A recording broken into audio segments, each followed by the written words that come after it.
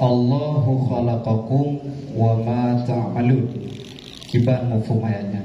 Terima kasih Walid. Maturkan kakeruh.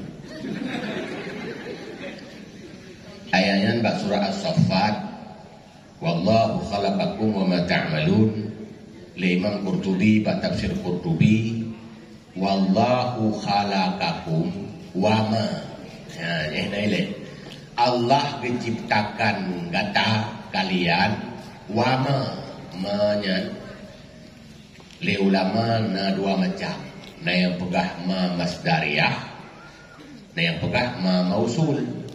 Man dua macamnya ditabuh mana turah taban.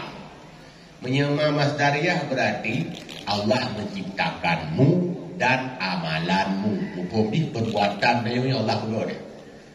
Menyema mausul, Allah menciptakanmu dan apa saja yang kamu lakukan. Tak banci. Ujung but kan tanya masa kan pegat. Oleh yang but tanya tak pegat tanya pegat.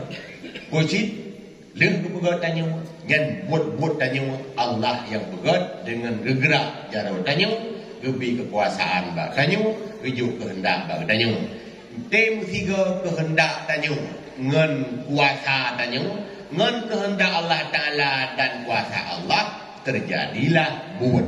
Maka buatnya dialamatkan ke Allah berhakikat, Allah yang buat.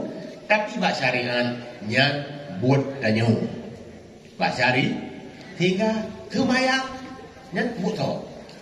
Allah berhukum, Allah bersujud, Allah mendumbu Allah. Tapi karena Allah maha baik, kealamatkan yang baik-baik ke tanya.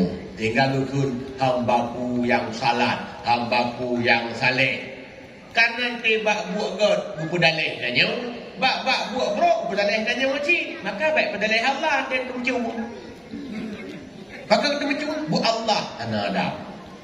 Ya, bak hakikat lagi nya, bak syariat yang adalah buat tanya maka tanya sah hukum demi salah.